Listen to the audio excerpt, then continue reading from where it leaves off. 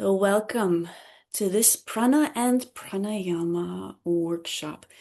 I've really been enjoying these workshops because it allows us to really explore and get a little deeper into some of these areas of yoga practice that we just don't uh, have the time to really get into deeply in a regular yoga class. So, first of all, what is prana and why is it important?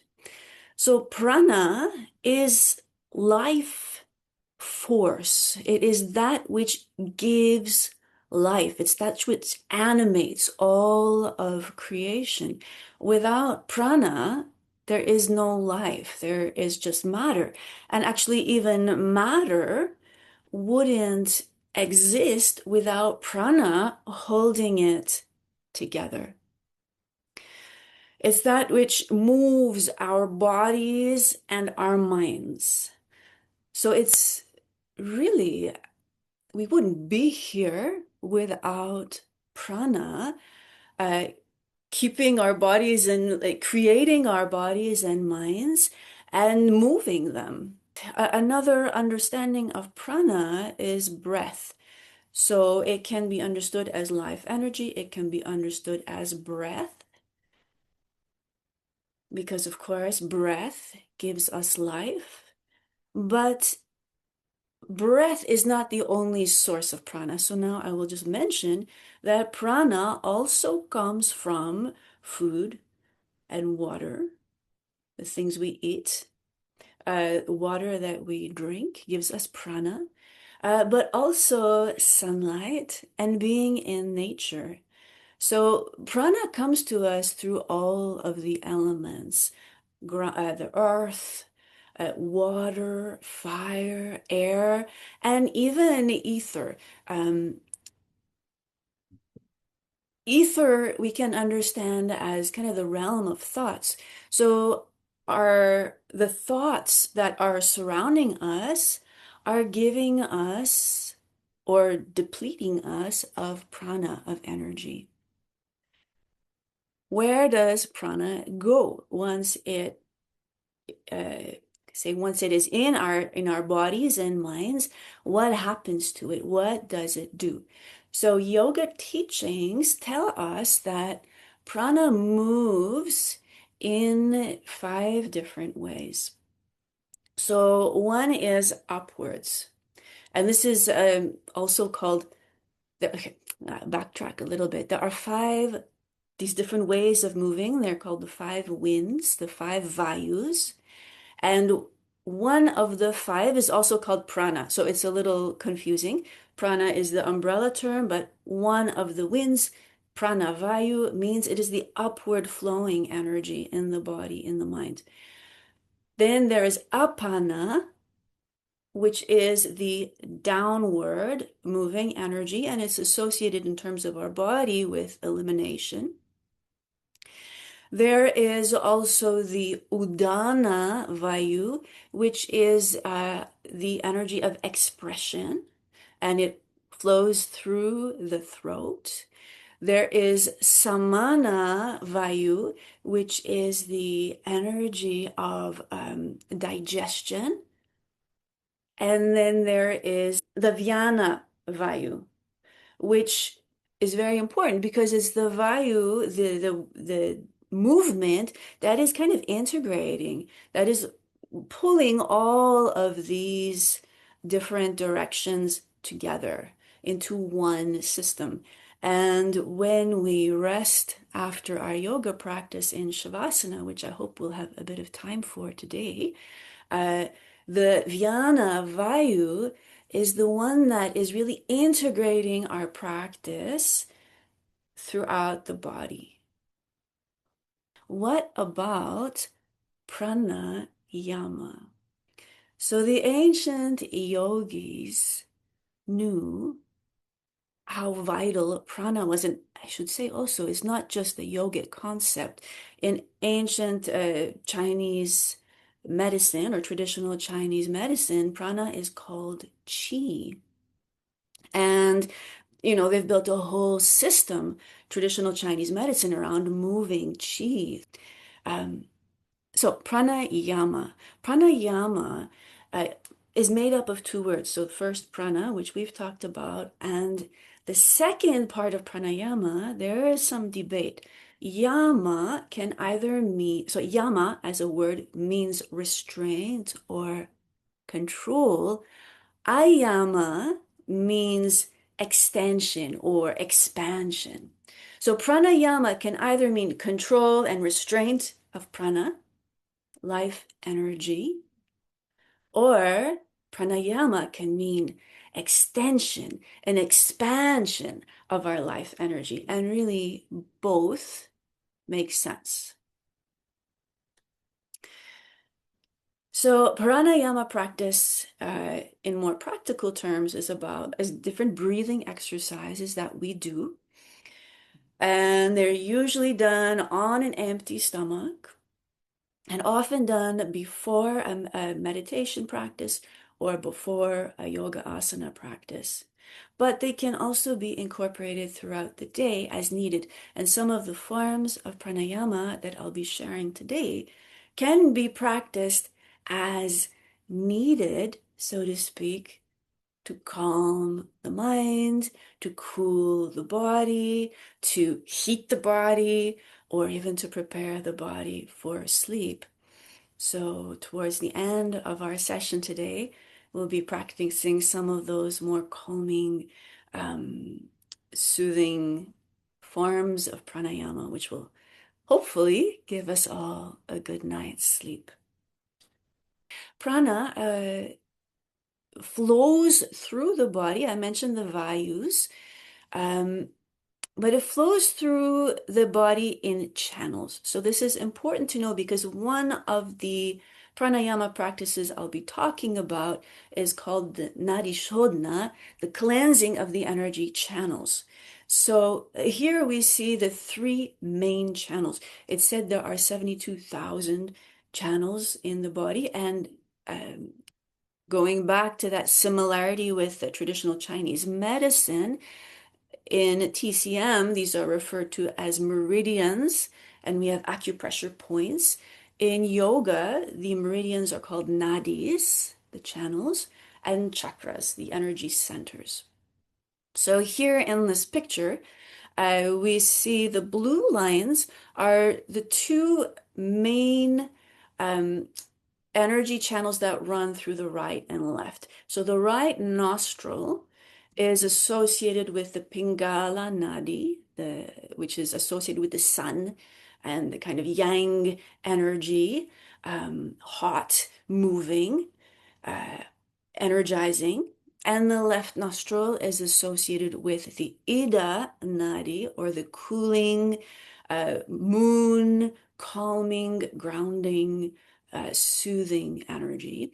And these flow through the body, and they kind of move through a wave, like in a wave shape, along the central axis of the body. And where they cross, the Pingala and the Ida Nadi, where they cross is where the main 7 chakras of the body are, these energy centers. Now, when the Ida and Pingala nadis are balanced and open, which is one of the aims of our pranayama practice, the energy will flow smoothly and strongly also through the central channel, the central energy channel, which is roughly in line with the spine, the center of the spine, and that is called the Sushumna Nadi. So these are the 3 most important nadis we learn about in yoga: the left, the right, and the central. And I'll very briefly just mention too, because this is so fascinating, that yoga also tells us that our being is in 5 layers, and these layers are called koshas. So the outermost layer that we can see is the Annamaya kosha, the physical body. The second layer is the pranamaya kosha. So this is our energy body. So all of these meridians and energy centers are like making up another layer of our being, and it's called the pranamaya kosha. And then the third layer, if we go more inward, is the layer of mind and thoughts and emotions. And then inward still, if we go beyond the mind, we come to our wisdom body.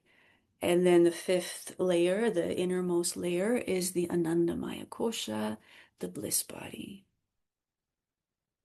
All right, so now we are actually going to get into some practice, our pranayama practice. This is the first one. Dirgha means long, extended, or deep. This is the three-part breath, and it's the first really form of pranayama that we teach to anyone who's just beginning a yoga practice. Is very safe for beginners. It's a very grounding breath because it brings our attention to the body. So you'll see when we are practicing this form of breath, the three-part breath is the three parts of the body, the abdomen, the ribs, the upper chest. So as we breathe in, we're going to feel these parts of the body moving. And as the mind is feeling the mind is being anchored by the body. The mind, which tends to roam and wander through this pranayama, becomes grounded, it becomes anchored. We really feel the body and we feel the breath very clearly, very acutely with this particular form of pranayama. Now, every form of pranayama, I will mention the contraindications, meaning if you have certain conditions, you would avoid this or just be a little cautious. And for the Dirgha pranayama, it's severe asthma, or if you've had recent abdominal, heart, or chest surgeries, because this form of pranayama really expands the abdomen, ribs, chest. So here, let's practice this together. Let's put the hands on the belly. You can have your fingers slightly spread, the hands are open on the belly. And now you're going to take a deep breath in, send it to the bottom of the lungs, and feel the belly expand. You'll feel the hands rising and the fingers spreading a little more. And now exhale through the nose and feel the belly sinking back down and the fingers kind of closing up. You can even contract the belly a bit, pressing out the rest of the breath. Let's do this again. Inhale to the bottom of the lungs. The belly expands. The fingers spread as the hands rise. And now exhaling through the nose. The hands sink back down. The fingers come slightly closer together. Good. So that's not the three-part breath. That's one of the three parts. Now, let's do the second of the three parts. You can put your hands on your ribs. And so feel the rib cage under your hands. Keep the shoulders relaxed. Now we're going to breathe into the ribs specifically. And unlike the hands on the belly, which were kind of rising and falling, your hands on the ribs are going to kind of open up a bit more like an umbrella opening up. So you'll feel that kind of sideways lateral lifting. Singers will often expand this way when they breathe in. Okay, so hands on the rib cage. Now inhale through the nose. Just expand the ribs. And now exhaling through the nose, feel the ribs sinking back down. Let's do this a second time. Deep breath in through the nose. Feel the ribs expand. Slow breath out through the nose. Feel the ribs sinking back down. Good. Now, that's the second of the three parts. Now, the third part is the upper chest. So you can put your hands here, close to your collarbones. Keep your shoulders relaxed. Keep your elbows low. Inhale. Expand up here. Exhale. Let the upper chest sink back down. Okay, again. Inhale. Collarbones lift, exhale, the collarbones sink back down. Good. Okay, now one hand on the belly and one hand on the upper chest. We're going to put these three parts of the breath together. So on the in breath, we won't do it just yet. I'll just explain. On the in breath, you're going to breathe into the bottom of the lungs. The belly will expand, then the ribs, and then the upper chest. And then we're going to exhale. There's no retention. You're going to exhale. The collarbones will sink down, and then the ribs, and then the belly. Okay, and at the end of your out breath, you can gently contract the belly, press out the rest of the breath. So we're emptying the lungs. So none of this should be strained or forced. It's all within the range of comfortable. With this and with any of the breathing exercises we do, please remember that if you feel dizzy or lightheaded, just stop and go back to your normal breath. Okay. All right. With these forms of pranayama, we really oxygenate the blood. And if your body's not used to that, you might feel a little off. So here we go. One hand on the belly, one hand on the upper chest, shoulders relaxed. You can close your eyes to really focus in on the feeling of the breath and body. Now inhale through the nose to the bottom of the lungs. The belly rises. The ribs expand. The collarbones lift. And now exhaling, the collarbones sink down, the ribs sink down, the belly sinks down, contract the abdomen. Okay, again, inhale, belly, ribs, upper chest, feel that expansion. Exhale, collarbones sink down, then ribs, then belly. One more time.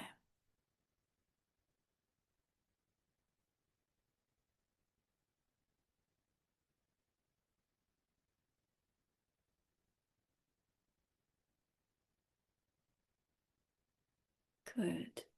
Okay, you can let your hands come down and just breathe normally.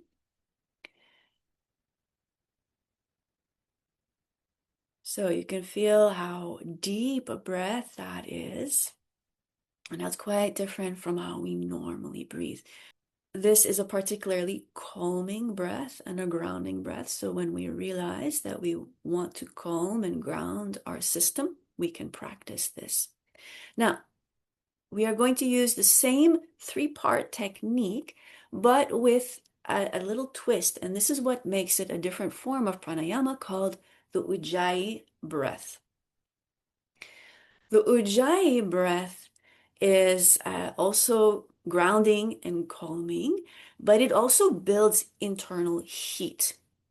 And it strengthens the respiratory system more so than the three-part breath because we're going to be contracting the throat, which will create resistance to the in-breath, which means that the diaphragm is going to have to work harder to pull the breath into the body, even with this contraction in the throat. We're going to keep that contraction there as we exhale. So both the in-breath and the out-breath are going to be a little more, they won't be as free and easy. There'll be a little more effort to breathe in and out. So contraindications, when not to practice the Ujjayi breath.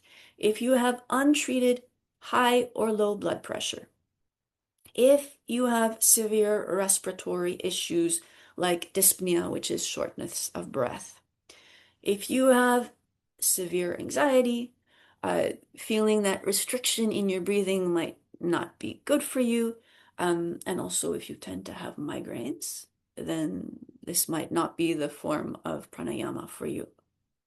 So we're aiming for a calm, consistent flow of breath here and about the contraction in the throat. So try this. It makes an ocean sound. And the best way I know of explaining it is the same action in the throat that you would use to fog up a mirror or a glass. Like if you're cleaning your glasses, or you might go, right? And then So try that. Take out your hand. Imagine it's a glass or some kind of mirror that you're cleaning. Open your mouth and breathe onto your hand. That's the contraction in the throat that we want. And that can be done with the mouth closed. So if you want, keep your hand here. Imagine you're fogging up your glass. Now close the mouth, but make the same sound through the throat. You might want to do this a few times. Open mouth, close mouth.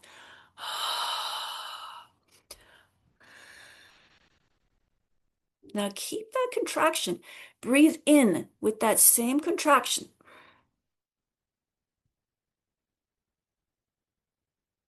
I'm not sure if you can hear that through Zoom, but it sounds like an ocean. And actually, the Ujjayi breath is often called the ocean breath because of the sound it makes. So let's do this together. So sitting tall, you can draw your shoulders slightly back and down. Again, you could close your eyes so that your attention is more inward. Your face is soft, your jaw is loose, so we're not clenching the jaw. Feel that slight contraction here in the throat. Now breathe in through the nose. And we can do the three-part breath here. Expand belly, ribs, upper chest. And now exhale through the nose with that same contraction. The upper chest sinks down, then the ribs, and then the belly. Okay, keep going.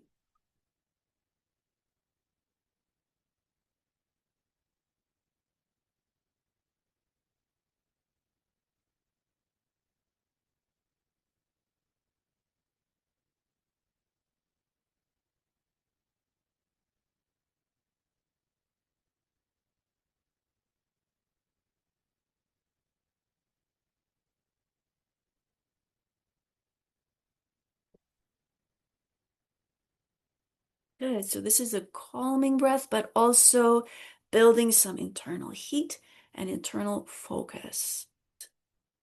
The Kapalabhati breath. Kapalabhati means shining skull. It is said to bring clarity, radiance, and cognitive brilliance to the practitioner. The Kapalabhati breath is very different than the ones we've just practiced. It's more energizing and is often practiced in the morning to really kind of cleanse and energize the body. So I know it's nighttime now. We'll do a very short Kapalabhati practice so that you know what it is, you know how it feels, and if you want to practice it on your own, at least you will know how to get started. So the Kapalabhati breath is a fairly forceful, active out breath. This is all through the nose. We contract the belly strongly, which will push the air out of the nose. I have a friend who says, imagine there's a fly sitting on your nose and you want to blow it off the tip of your nose. So you contract the belly and the breath comes flying out of the nose as if there were something here bugging you and you're trying to blow it off. Now, you relax the belly and the breath just flows back in passively. It's a passive in-breath, an active out-breath. And it's roughly 1 second for out-breath, in-breath, out-breath, in-breath. It's like that rhythm, out-breath, in-breath, out-breath, in-breath. All through the nose. The mouth is not involved, the mouth is closed. And most pranayama practices are through the nose. There's a few exceptions, and we'll get to that. All right. Before we practice, contraindications. So untreated high blood pressure or heart issues. Also, if you've had any recent abdominal surgery, stomach ulcers, or hernias, this form of breathing does increase intra-abdominal pressure. So also, if you're pregnant, you don't necessarily want to be increasing the pressure in your abdomen. So you would not practice this breath or practice it not as much, maybe, as if those weren't a concern. Also, glaucoma, detached retina, because of the increase in blood pressure, just overall also in the head. So, if those are not a concern for you, then let's practice this together. We'll do around 20 pumpings together. And between the rounds of pumpings, we do a short retention, and I'll guide you through that. So sit tall. We'll do a round of 20 pumpings. Take a deep breath in to prepare. Slow breath out. Inhale again. Slow breath out. Good. And now let's inhale to begin the pumpings. Hun, two, hun, two, hun, two, hun, two, hun, two, hun, two, hun, two, hun, two, hun, two, hun, two, hun, two, hun, two, hun, two, hun, two, hun, two, hun, two, hun, two, hun, two, hun, two, hun, two. Take a deep breath in. Slow breath out. Again, deep breath in. Slow breath out. And now, inhale to about 3/4 full. And hold the breath. Your eyes are closed. If you feel any strain at any point, just release the breath. We should never force any aspect of our pranayama practice. We can hold to about 30 seconds or longer. But for today's practice, let's release the breath now. Good. Take a deep breath in. Slow breath out. Let's do a second round. Inhaling to begin the pumpings. Hun, two, hun, two, hun, two, hun, two.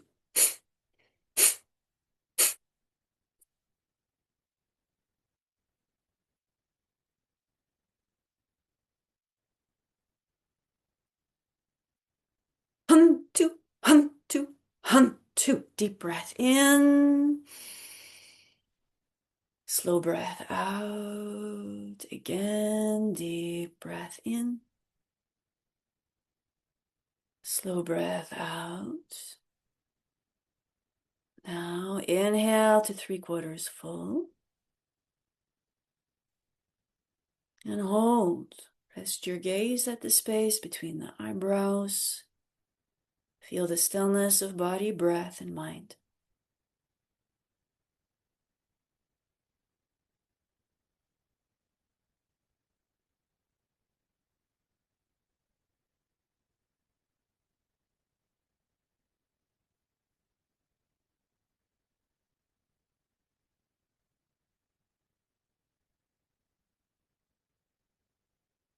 If you're still holding, release the breath now.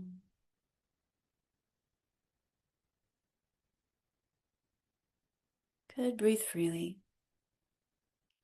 Notice any difference in body and mind.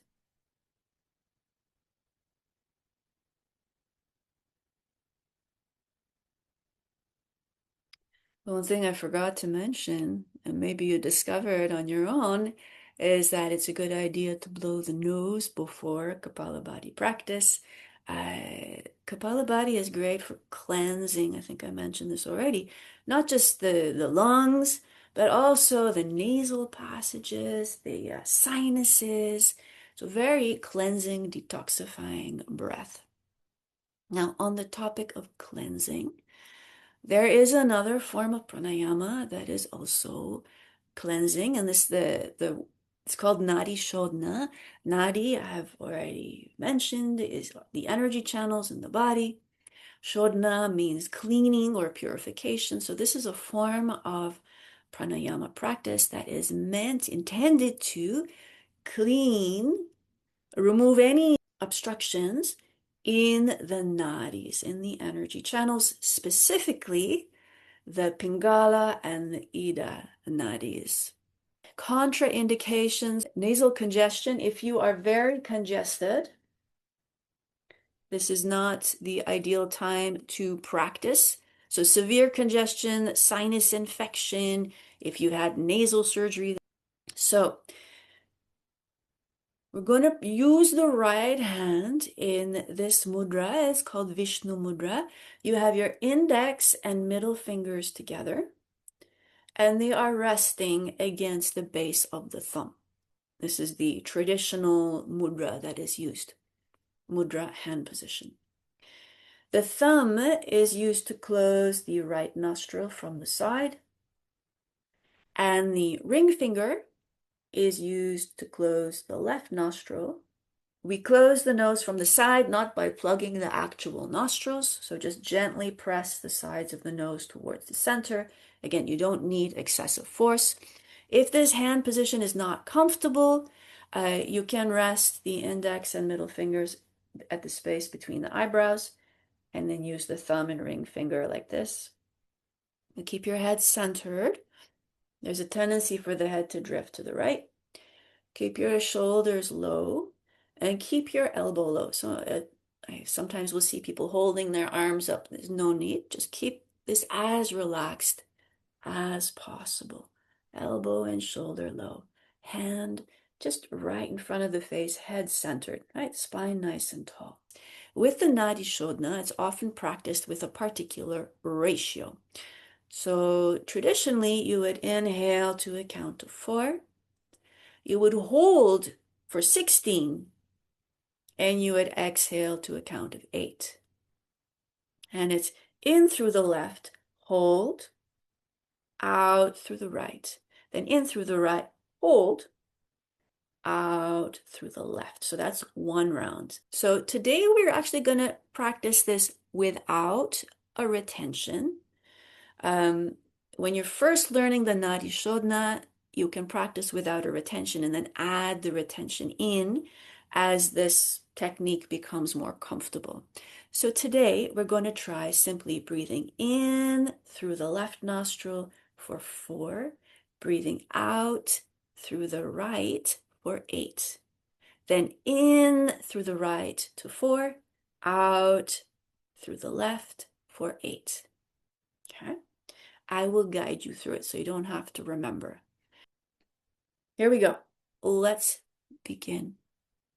You have your hand ready, your body ready. We'll, through both nostrils first, take a deep breath in and a slow breath out.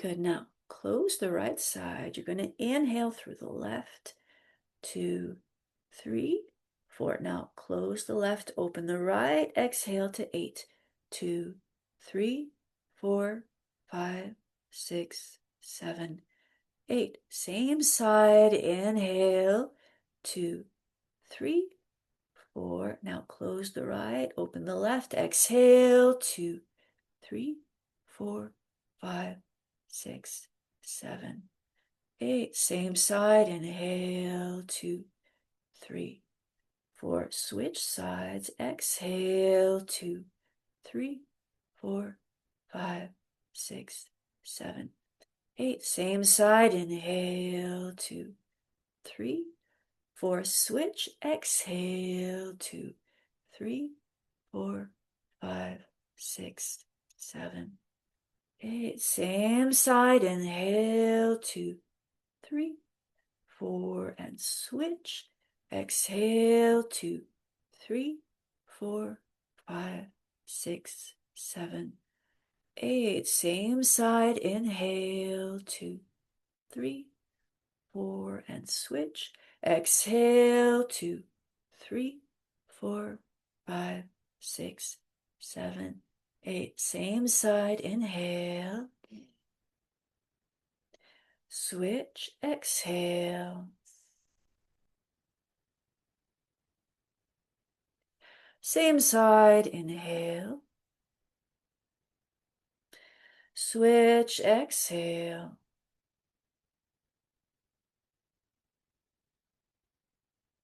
Same side. Inhale. Switch, exhale.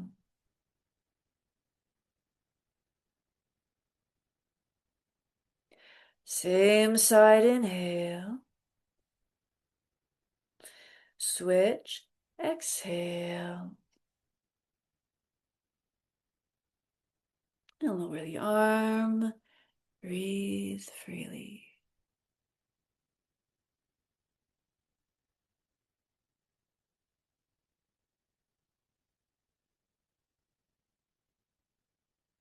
So if you were practicing this on your own, you would do it a bit longer, maybe at least 10 rounds. And I find for myself, after practicing, I feel that balance of yin and yang. I feel both like energized, but I also feel calm. These are some lesser known pranayama practices. We won't spend a lot of time on them, but they're really good to know because they can be drawn on as needed. This is a calming, cooling breath. So if you tend to run hot, you might enjoy this form of pranayama.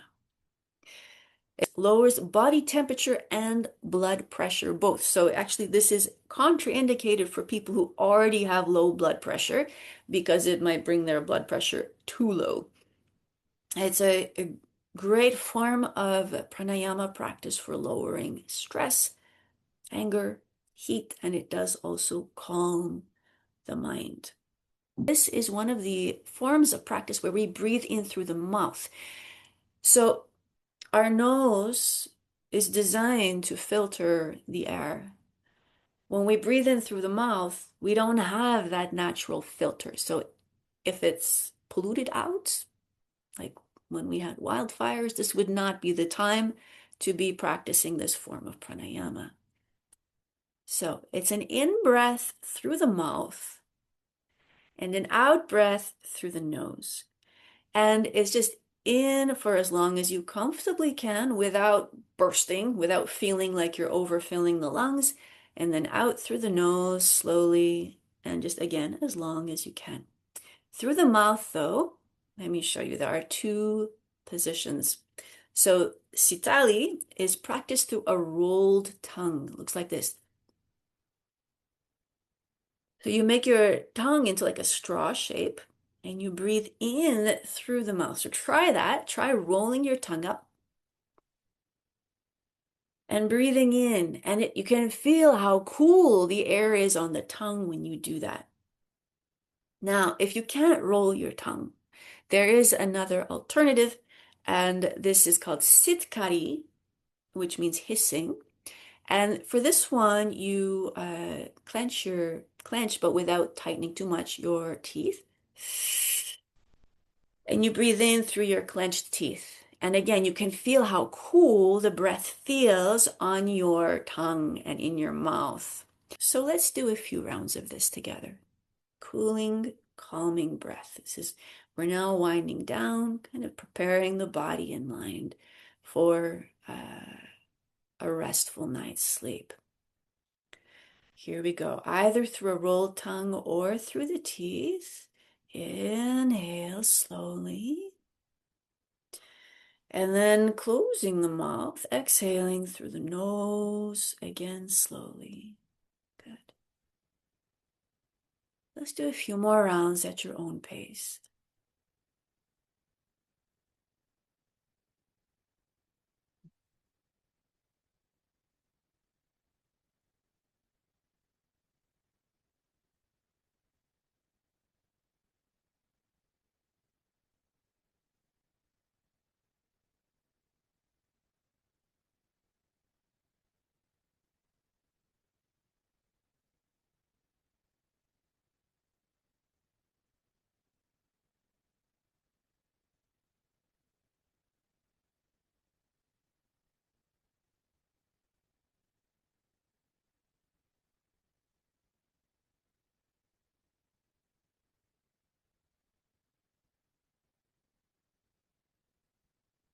All right, after your out breath, just breathe freely, breathe normally.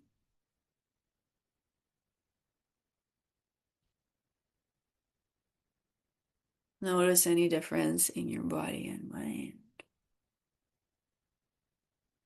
Now, we're moving on to another form of pranayama practice called the Bhramari breath, the buzzing bee breath.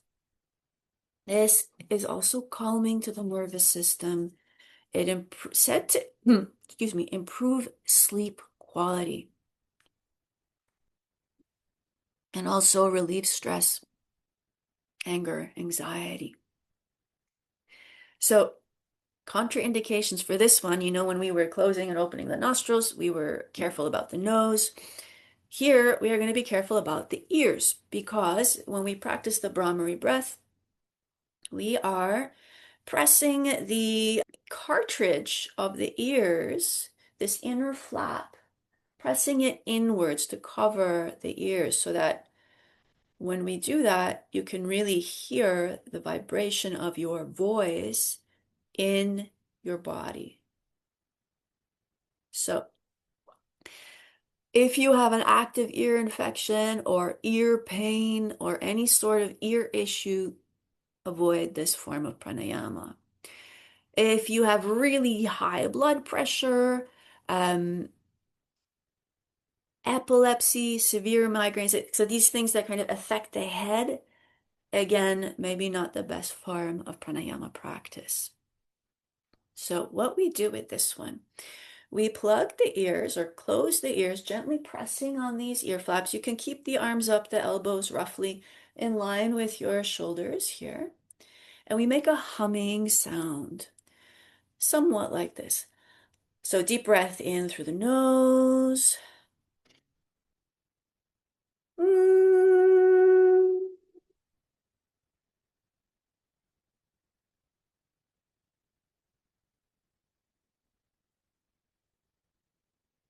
And then again, a deep breath in.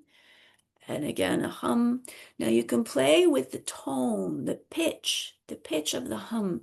The lower hums are said to be more relaxing. The higher pitched hums are more energizing and better for clearing the nasal congestion and sinus issues. Let's do 3 rounds of the Bhramari. So getting your arms ready, the hands on the ear flaps. You can close your eyes. Take a deep breath in. Mm.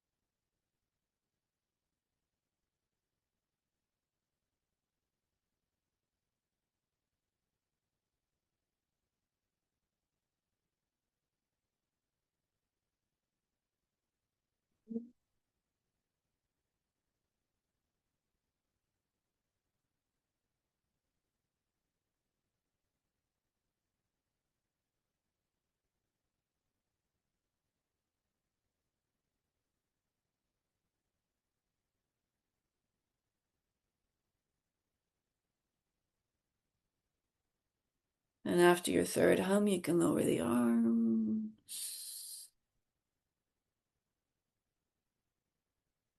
Breathe freely, breathe normally, effortlessly. Notice any difference.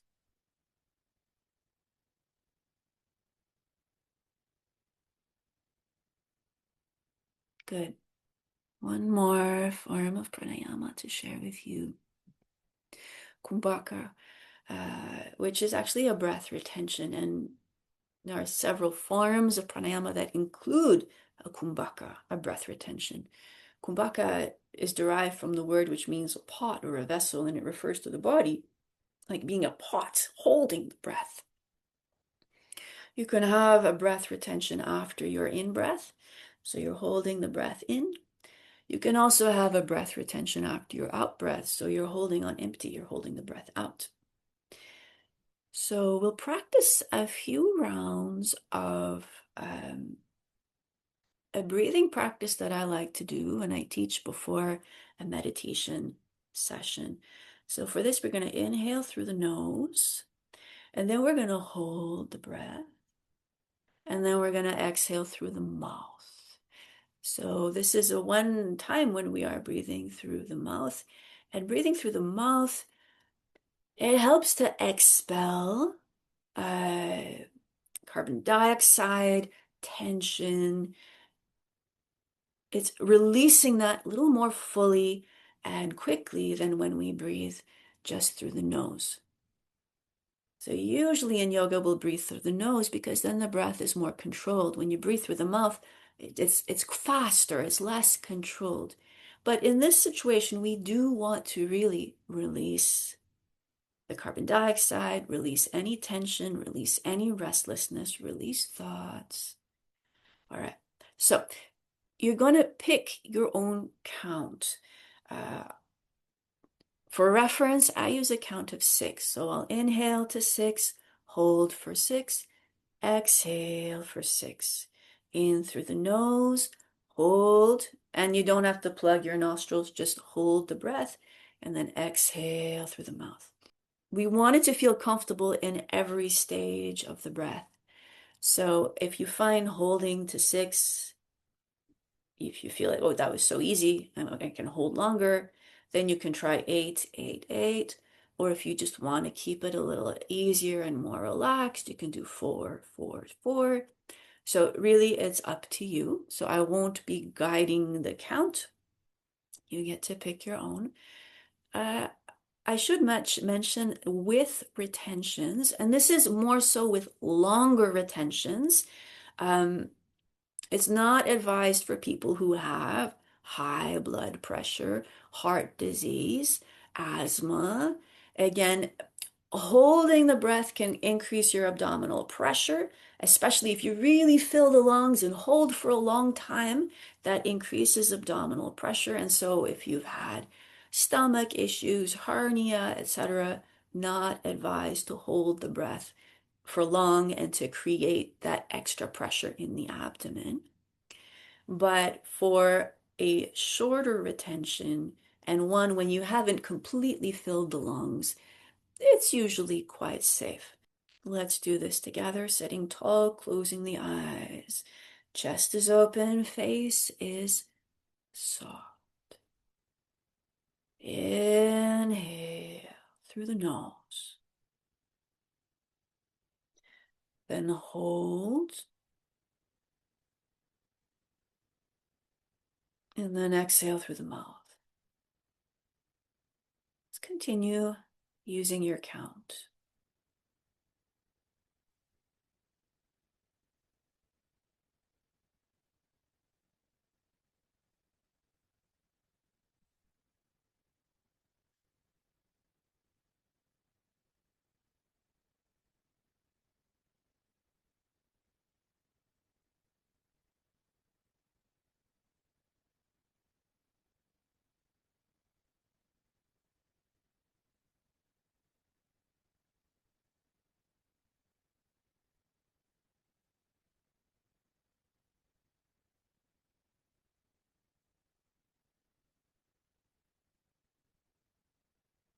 Good. And after your next out breath, let the breath return to its natural pace.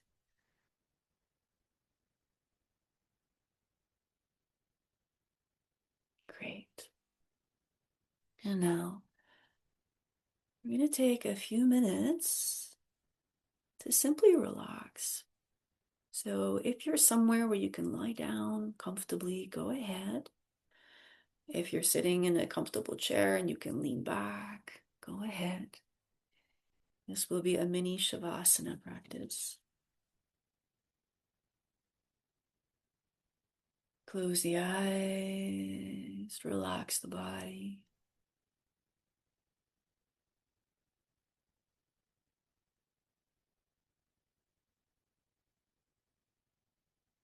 Let the breath flow at its own pace. You're no longer controlling the breath. Just remaining aware of it. This very natural, effortless rise and fall of the breath in the body.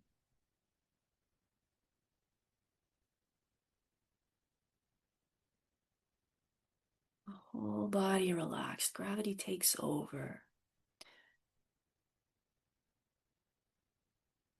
The body softens, spreads.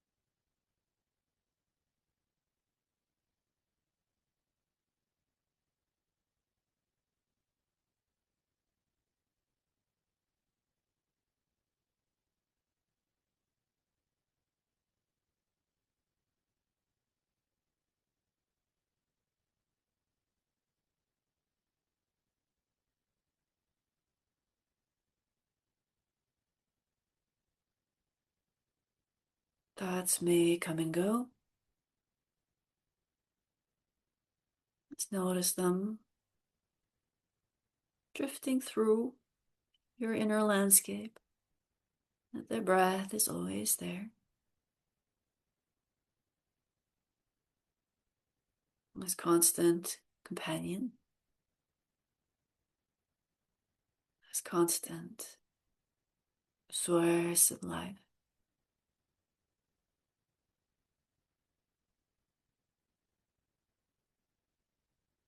And it's there to lift you up. It's also there to ease your body and mind.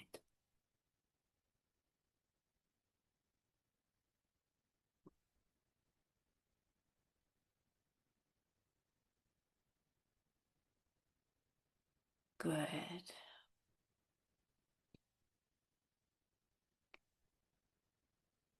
And now, let's wiggle fingers and toes. You can circle your wrists, ankles if they're free, a few times both ways. Inhale, stretch out the arms and fill your lungs. Exhale, release. Good.